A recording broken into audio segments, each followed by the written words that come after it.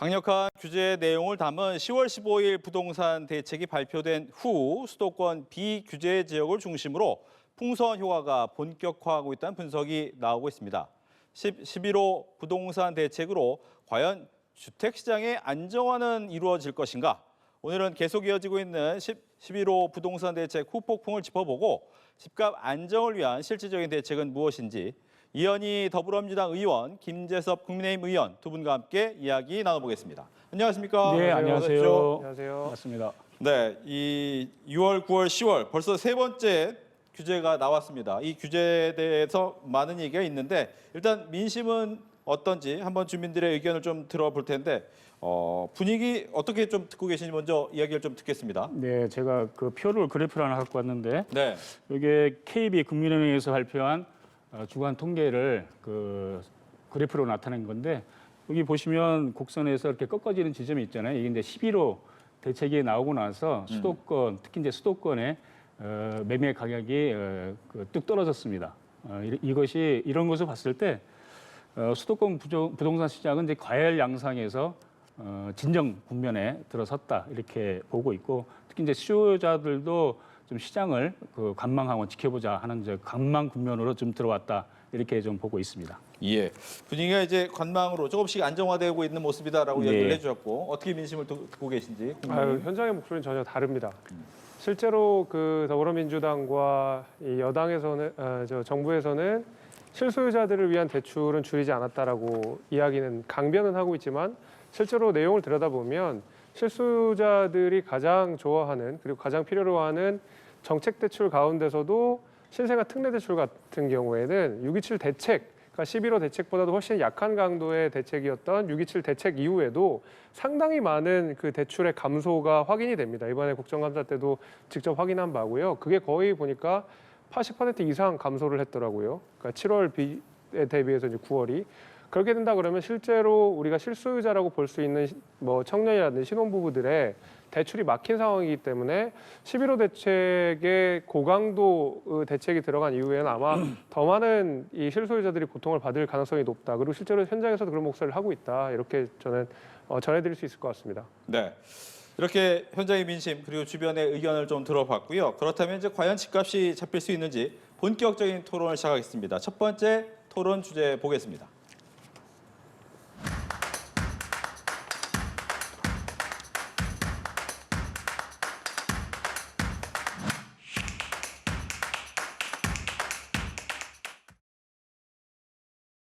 안 되면은 뭐 보험이나 뭐 퇴직금이라도 좀 땡겨서 어떻게든 해볼까 좀 생각 중입니다. 현실적으로 20억을 잊지는 않고 이제 대출은 또 안 되고 해서 고민이 많이 되기는 해요.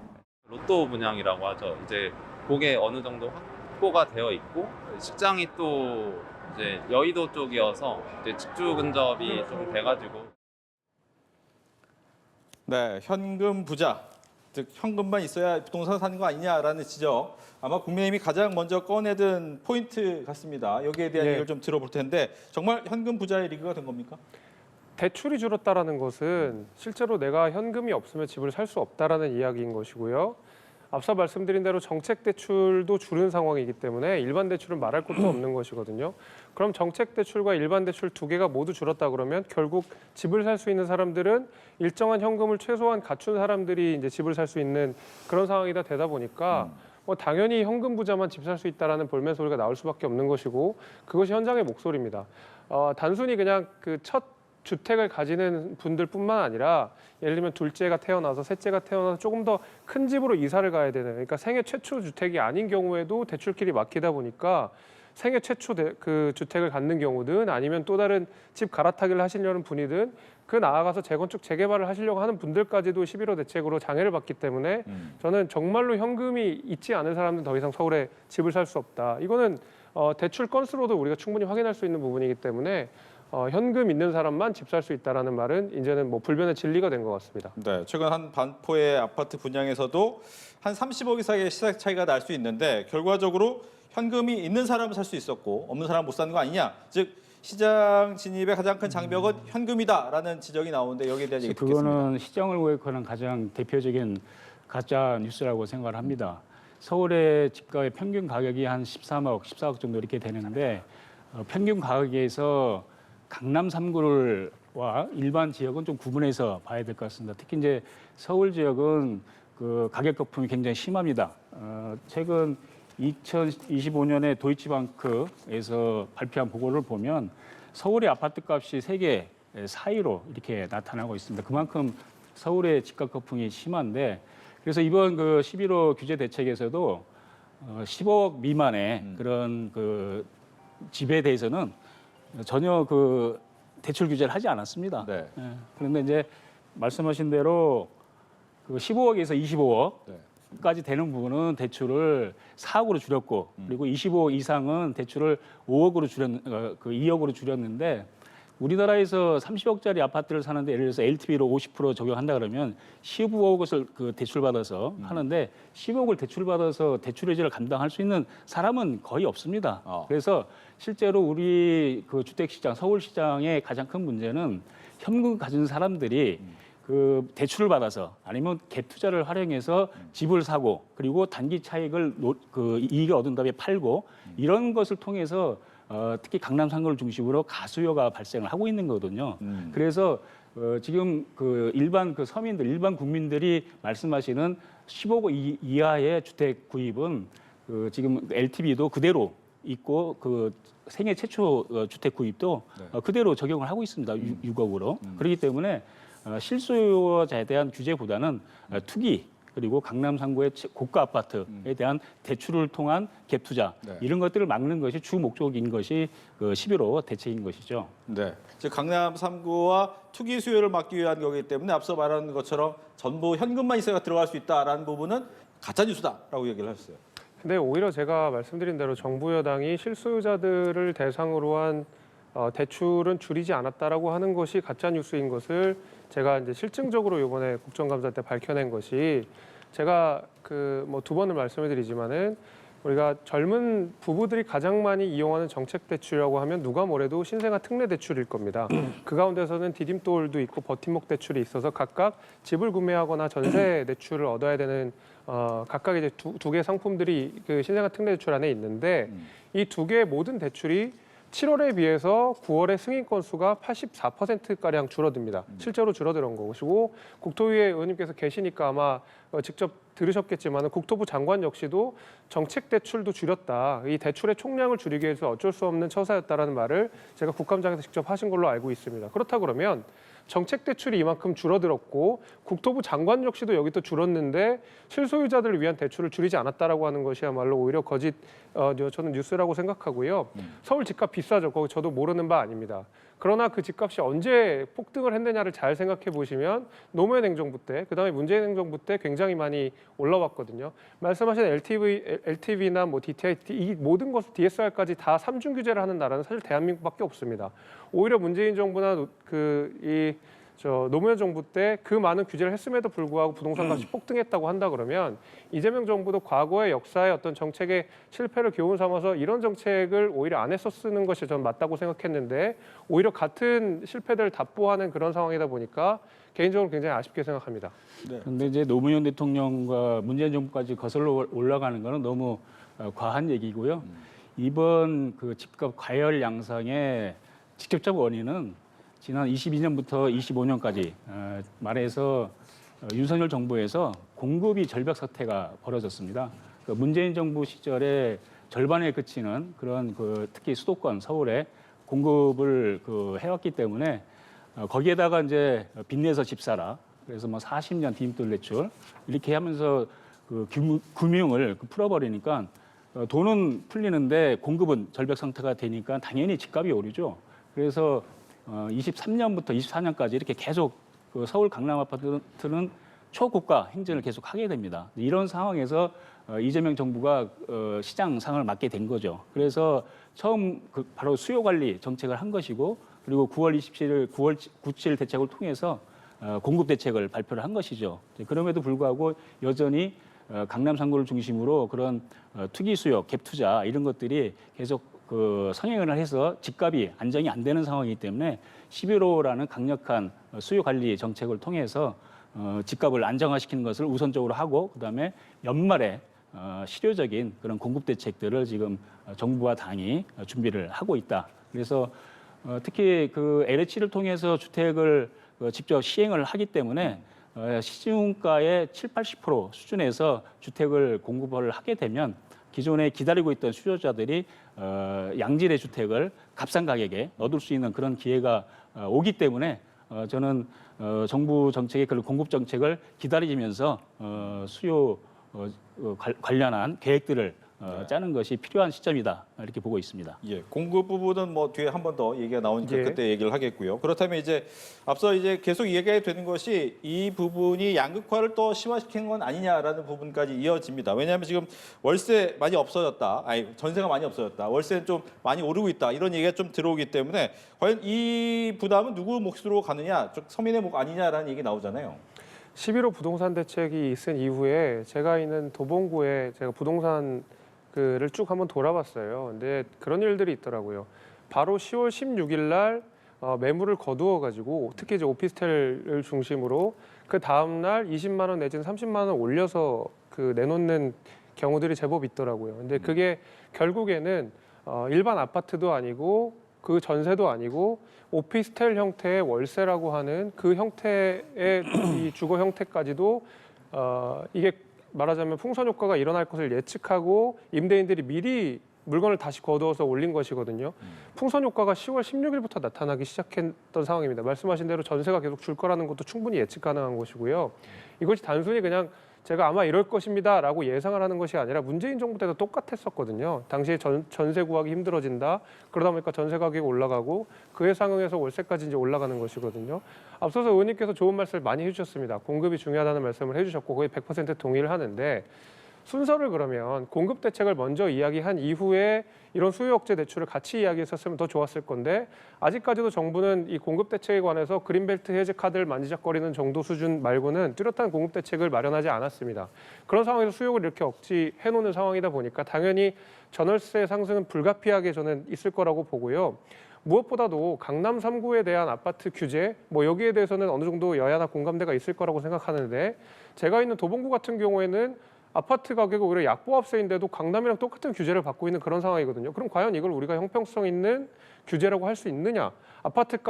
강남의 아파트 값을 잡겠다고 도봉구에 사실 획일적인 규제를 적용해도 되느냐에 대한 문제는 사실 민주당 정부에서도 전혀 반성하지 않고 있는 부분이거든요. 저는 여기에 대한 어떤 정부 여당의 후속 조치들이 저는 당연히 나와야 된다고 생각합니다. 네, 전월세 난.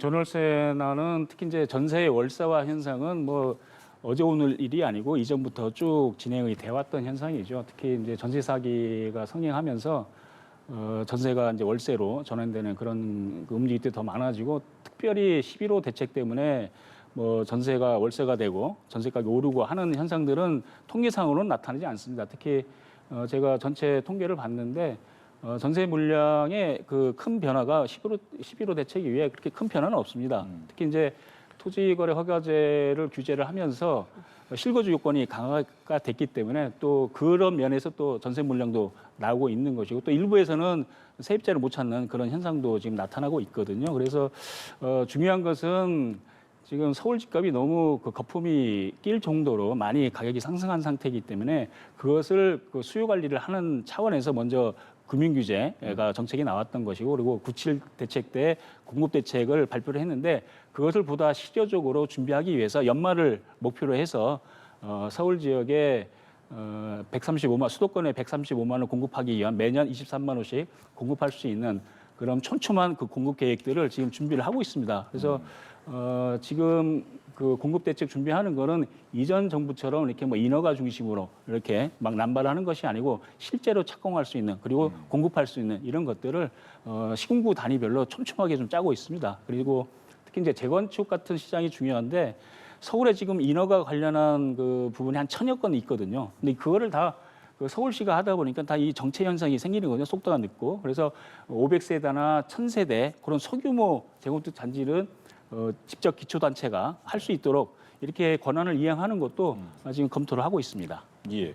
그렇다면 지금 뭐 집값이 오르기 때문에 전월세로 풍선 효과가 갈 수도 있고 이 풍선 효과는 또 규제 지역이 아닌 경기 일부 지역으로도 풍선 효과가 나타날 수 있지 않습니까? 이 부분에 대한 문제는 어떻게 보시는지? 글쎄 뭐 풍선 효과에 대해서 지금 이제 뭐 그 통계 아까 도봉구 말씀하셨는데 그래서 그 서울 전체를 토지 허가 거래 구역으로 이제 묶은 것이고 경기도에도 한 12곳 정도 이렇게 돼 있는데 지금 일부 언론 보도에서 뭐 풍선 효과를 뭐 이렇게 기사가 그 좀 나오는데 현재까지는 그렇게 뭐 상황이 그 이상징후로 볼 만큼 심각한 상황은 아니고 네. 어쨌든 간에 아까 제가 보여드린 그래프대로 가격세가 꺾였기 때문에 현재 진정 국면에서 연말에 그 주택 공급 물량들이 그 나오기 시작하면 시장은 점차적으로 안정화 기조로 들어가지 않겠느냐 그렇게 좀 기대를 하고 있습니다. 네, 지역의 풍선 효과.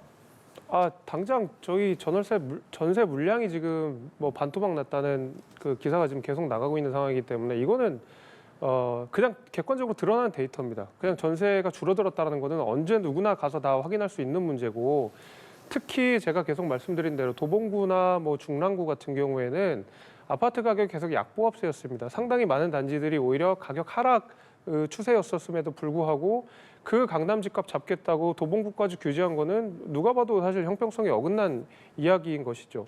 게다가 이재명 정부가 강남 3구에 뭐 집값을 잡겠다는 호언장담을 하면서 이렇게 11호 부동산 정책을 펼쳤는데 얼마 전에 저희가 또 밝혀낸 바기도 하지만 강남의 쏠림 현상이 훨씬 더 심해졌다는 거 아닙니까?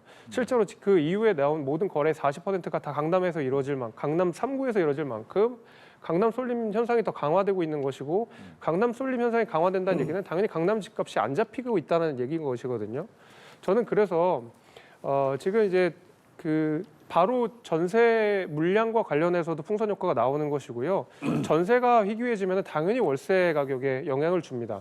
당장 그걸 예측해서 미리 가격을 올리는 경우도 있겠지만 시차를 두고 당연히 올라갈 것이고 연말에 어떤 공급 대책을 낼지 사실 잘 모르겠지만 공급 대책이 내온 이후에 실제로 공급까지도 굉장히 많은 시간이 좀 걸릴 텐데 11호 대책으로 그렇다 그러면 당장의 재건축 재개발 효과를 기대하기도 어려워진 상황이거든요. 예를 들면 아파트 같은 경우에는 조합 설립 민가 이후에 조합원 지위양도 금지 조항을 넣어버렸기 때문에 사업 수익성이 아무래도 강남보다 떨어지는 도봉구 같은 경우에는 초반부터 이 추진위원회에 차질을 겪게 됩니다. 그러면 재건축을 통한 공급도 안 되고 아직까지 정부 여당이 내놓고자고 하는 공급 대책도 뚜렷하지 않는다 그러면 계속 수요만 틀어막아서는 부동산 값을 잡을 수가 없습니다. 그건 역사적으로 증명된 사례임에도 불구하고 저는 여전히 민주당 정부에서는 실소유자 대출을 줄이지 않았다, 부동산 잡고 있다라고 저는 오히려 거짓 호도를 하고 있다 이렇게 생각을 합니다. 예. 거짓 호도가 아니고요. 근데 아까 전세난 얘기를 하셨는데 그 전세난의 근본적 원인은 그 주택 공급이 부족하기 때문에 나타나는 현상이거든요. 근데 뭐 주택 공급을 뭐 벽돌 찍어내듯이 할 수가 없는 그런 상황이잖아요. 네. 사실은 지난 3년 동안 수도권을 중심으로 공급이 반토막 나는 그런 상황이기 때문에 당연히 전세 물량도 줄어들 수밖에 없는 상황인 거죠. 뭐 그런 상황이다 보니까 당연히 매매가도 상승하게 되고 전세가도 상승하게 되는 그런 상황인데 그래서 현재로서는 이재명 정부가 이제 그 취임한 지 5개월 됐는데 맞닥뜨린 상황은 일단 가격 폭등 과열 양상에서 그 시장 상을 맞았기 때문에 그 가격 과열 양상을 진정시키는 것이 1차적인 과제가 될 수밖에 없고요. 네. 그리고 중요한 것은 이제 가장 근본적으로는 공급 대책이 중요하기 때문에 공급과 관련한 촘촘한 계획들을 지금 준비를 하고 있다. 이렇게 좀 말씀을 드리겠습니다. 알겠습니다. 그 대책 한 가지만 더 질문드리면 세제 대책까지 필요합니까? 그거는 이제 세제는 목적을 봐야 되는데 하나는 거래 활성화가 목적이냐 아니면 조세 형평성이 목적이냐 이 두 가지를 봐야 되는데 거래 활성화, 그러니까 기존 매물 시장을 활성화하기 위해서 그 세제를 도입을 한다면 양도세라든지 취득세를 좀 완화시키는 이런 부분이 필요한 거고 그게 아니고 이제 조세 형평성 차원에서 초고가 아파트들에 대해서 보유세를 높인다라고 한다면 그런 목적이면 이제 보유세를 건드려야 되는데 지금 현재 단계에서는 거래 활성화가 주 목적이고 기존 매물 시장을 활성화하는 것이 목적이기 때문에 저는 그 양도세나 그 취득세 이런 부분에 대한 완화는 검토할 필요가 있다 이렇게 좀 생각을 하고 있고 그래서 그런 점들을 저는 뭐 당정 TF 때도 좀 말씀을 하고 그랬는데 보유세 부분은 당으로서는 그 당분간은 검토할 계획은 없습니다. 네. 세제 대책이 필요한가 어떻습니까? 그러니까 그 말씀하신 내용에 이제 단서가 있는 것 같은데 이게 보유세를 올리자라는 주장을 하시는 분들이 민주당 내에서도 있고, 사실 보유세를 만지작거리다가 문재인 정부 때도 크게 이제 화를 입었던 걸 생각해서 아무래도 보유세 관련해서는 민주당에서도 좀 신중한 태도를 보이시는 것 같은데, 계속 이제 단서가 좀 달리는 것 같아요. 당분간은, 아직은이라는 단서들이 계속 달리는데 결국에는 보유세를 올릴 것처럼 계속 시사를 하고 계시는 거거든요. 많은 의원님들이 그러시는 것 같습니다. 단정적으로 보유세를 올리지 않겠습니다라고 하시는 분들은 거의 안 계시는 것 같아요. 그러면 결국 시기의 문제일 텐데 저는 정말로 그렇게 그 규제로서 그리고 수요의 억제로서 그리고 세금으로서 부동산을 잡을 수 있다고 생각하면 지금 당장 보유세 카드 꺼내야죠. 그럼에도 불구하고 계속 신중한 태도를 보이는 것은 저는 결국에는 보유세를 인상을 할 것이지만 그럼 언제가 더 중요할 텐데 그것이 만약에 오히려 선거가 끝난 내년에 지방선거가 끝난 이후에 보유세를 올린다 그러면 저는 국민들은 정말로 화가 나실 것 같아요. 그래서 민주당도 여기에 대해서는 분명히 안 올릴 거라면 안 올릴 거로 얘기를 하면 되고 올려야 될 거라고 얘기한다면 자신 있게 올리면 됩니다. 그러니까 지금 11호 부동산 정책을 펼치고 있는 여러 가지 강압적 규제 정책에 비해서는 보유세만큼은 정말 그 뭔가 유보적인 태도 이런 것들이 제 입장에서는 사실 잘 납득되지 보유세는 않습니다. 검토하고 있지 않다는 것이 당의 정확한 입장입니다. 누차 말씀을 드렸습니다. 그런데 지금 예를 들어서 서울 집값이 아까 제가 말씀드린 대로 그 세계 최고 수준의 특히 강남 3구 같은 경우는 그래서 30평짜리가 뭐 50억씩 하는 그런 상황이면 당연히 보유세에 대한 부분도 검토를 할 수밖에 없는 거죠. 그런데 현재 단계에서는 공급이 중요하고 공급을 통해서 시장을 안정화시키겠다는 것이 정부의 일차적 목표이기 때문에 현재로서는 그 세제, 보유세랄지 세제를 통해서 시장을 규제하겠다 이런 그 검토는 하지 않고 있다는 것을 다시 한번 말씀드리겠습니다. 알겠습니다.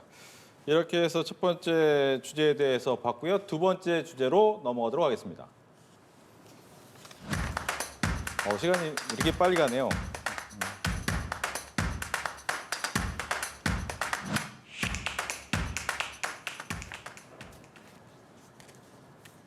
네, 저희가 준비된 질문은 많은데 시간이 굉장히 빨리 가서 제가 시간이 이제 빨리 몇 분 간다라고 남았습니까? 말씀을 드렸는데 짧게 좀 대답을 듣겠습니다. 두 번째는 과연 진짜 투기와 가짜 투기는 뭐냐라는 부분입니다. 왜냐하면 갭 투자를 막아야 된다라는 인식을 많이 하고 있는데 정말 갭 투자가 투기냐? 실질적으로 투기가 아닌 경우도 있지 않느냐라는 부분이 있거든요. 여기에 대한 얘기를 좀 들어볼 텐데 어떻게 이걸 구별해야 이제 됩니까? 투자와 투기를 구분해내는 건데요. 네. 투기는 뭐 가장 뭐 간단한 게 단기 시세 차익을 노리고 투자하는 걸 투기라고 하는 거죠. 그래서 예를 들어서 장기적으로 어느 지역이 유명하고 뭐 인구도 많아지고 도시가 발전할 것 같다 해서 그 집을 사는 거는 투자라고 볼 수 있겠죠. 근데 뭐 단기적인 그 시세 차익을 노리고 그 단타로 매매하고 이런 것들은 이제 투기적 수요로 볼 수 있는 건데 지금 강남 3구 같은 경우가 그런 현금 자산을 가진 분들이 특히 지방에서까지도 이렇게 현금을 동원해서 강남 3구의 집을 그 단기로 시세차익을 노리고 매매하는 그렇기 때문에 이제 그 가격 거품이 형성되는 그런 과정이기 때문에 그런 그 단기 시세 차익을 노리고 들어오는 그런 투기에 대해서는 여러 가지 어떤 그 규제 대책을 통해서 막아야 된다 이렇게 보고 있습니다. 네, 투기와 투자는 다르다. 그렇기 때문에 막아야 된다라고 얘기는 하셨습니다. 근데 이 단기 시세 차익인지 장기 시세 차익인지는 사후적으로만 검증 가능한 내용 아니겠습니까? 예를 들면 내가 집을 사는데 이게 민주당 정부가 보기에 단기 시세 차익을 얻으려는 사람인 것 같다라고 규제할 수 있는 것도 아니고 이 사람은 장기 보유자일 것 같다라고 해서 규제를 안 할 것도 아니지 않습니까? 결국 사후적인 그 판단으로서 이것이 장기인지 단기인지를 알 수가 있는데 지금 11호 부동산 대책은 이것이 장기인지 단기인지 다시 이야기해서 의원님 말씀하신 대로 이게 투자인지 투기인지도 전혀 구별하지 못하는 상태에서 정책이 나왔기 때문에 지금 말씀하신 내용은 이번 부동산 정책에 전혀 적용되지 않는다는 말씀을 먼저 좀 드리고요. 특히 이 강북 3구라고 불리는 도봉, 노원, 강북 같은 경우에는 정말로 단기 시세 차익을 얻으려고 하시는 분들이 아니라 정말 내 집 마련, 그다음에 신혼부부들이 대출이라도 전세 대출을 얻으려고 하는 분들이 있었는데 그분들을 대상으로 이번에 대출을 상당히 많이 막았습니다. 제가 앞서 말씀드린 이거는 검증이 된 거고 국토부 장관도 인정한 건데 이런 분들까지도 투기를 하는 사람으로서 묶어서 규제가 적용된 것이기 때문에 제가 계속 말씀드린 대로 민주당이 관심법을 쓰지 않는 이상은 투기와 투자를 구분하기 굉장히 어려움에도 불구하고 아주 획일적인 정책을 썼다. 그래서 저는 굉장히 많이 비판을 하고 있는 그런 상황입니다. 실질적으로 무주택자나 그 일가구 주택자가 실거주를 위해서 집을 사는 경우는 그거야 당연히 투자겠죠. 근데 다주택자가 2주택이나 3주택을 갖고 있는 사람들이 그런 단기 시세 차익을 노리고 갭 투자하는 경우가 저는 그거는 투기적 요소가 강하다 이렇게 볼 수밖에 없는 거잖아요. 특히 15억 미만의 그런 아파트들 일반 그 서민들이 주거하는 그런 아파트들에 대해서 그 대출을 끼고 그 실거주를 목적으로 위해서 집을 사는 것은 그건 뭐 투자 목적이라고 해야 되겠죠. 그런 것에 대해서는 지금 정부에서도 그런 여러 가지 금융 그 대출에 대해서는 규제를 하고 있지 않아요. 예. 그리고 다주택자들이 특히 강남 3구나 이런 투기적 수요에 대해서 그걸 억제하기 위해서 그 규제 대책을 그 시행을 하고 있다 이런 말씀을 드리겠습니다. 네. 시간이 없기 때문에 하나 질문만 더 하겠습니다. 가장 논란이 최근에 된 것은 통계 누락 의혹 부분이 되겠습니다. 여기에 대해서 한마디씩 듣고 아마 대답은 마쳐야 될 것 같습니다. 민주당부터 듣겠습니다. 정말 그 트집을 위한 트집이고 정쟁용 발목 잡기다 저는 이렇게 생각을 합니다. 그 정부 대책이 15일 날 발표가 됐고 그 주택심의위원회가 13, 14일 날 했기 때문에 한국부동산원의 통계가 15일 날 발표가 되지 않습니까? 그러면 시행령 규정에도 그 전월거를 하게끔 그 되어 있어요. 그리고 그 거래 그 규제를 할 때는 그것만 보는 게 아니고 여러 가지 정량 평가도 있고 정상 평가도 있어요. 그래서 그것이 투기 가열이 그 풍선 효과가 나타날 수 있는 지역도 그 규제를 할 수가 있습니다. 그렇기 때문에 지금 야당을 중심으로 그 통계에 대해서 여러 가지 말씀들을 하시는데 문재인 정부 때의 그런 주간 통계에 대해서도 조작이다 이렇게 얘기했는데 검찰도 수사 과정, 재판 과정에서 그거를 수정 사건으로 또 다시 공소장을 변경을 하지 않았습니까? 그런 건 통계라는 것 자체가 일단 그 오류가 있는 것이고 그 오차 범위가 있는 것이고 그다음에 이번에 국토부가 그 진행 과정에서 통계를 그 9월 통계를 하지 않은 것은 시행령에 따른 적법 절차를 따랐기 때문에 그것은 그걸 가지고 조작했다 이렇게 하는 것들은 좀 지나친 그 트집 잡기 위한 트집이다 저는 이렇게 보고 싶습니다. 네. 그럼 뭐 조작이 아니라는 전제 아래 말씀을 드리겠습니다. 그럼 국토부가 여기에 대해서 통계를 조작하지 않았다라고 인정하더라도 그러면 8월 기준으로 보라도 9월 기준으로 보더라도 도봉을 비롯한 이 강북 일대에는 실제로 아파트 가격이 약보합sem에도 불구하고 토지거래 허가 지역을 묶었다는 건 더 나쁜 거 아닙니까? 그러면 여기는 가격이 떨어지는 걸 알매도 불구하고 강남 집값 잡겠다고 강북 집값까지 통제를 하고 여기에 대한 대출까지 규제를 한다는 건데 그건 저는 오히려 더 나쁘다고 생각하거든요. 여기에 대해서는 민주당도 이렇다 할 이야기를 안 하고 있습니다. 해서 통계 조작 여부는 우리가 앞으로도 좀 들여다볼 일이지만 만약에 이 조작한 것이 아니고 실제로 통계를 몰랐다 하더라도 기존에 있었던 데이터만 가지고도 이런 정책을 펼쳤다면 비판받아 마땅하다고 저는 생각합니다. 알겠습니다. 이렇게 해서 이현희 더불어민주당 의원, 김재석 국민의힘 의원 두 분과 함께 부동산 정책에 대한 이야기 나눠봤습니다. 오늘 얘기 잘 들었습니다. 네, 고맙습니다.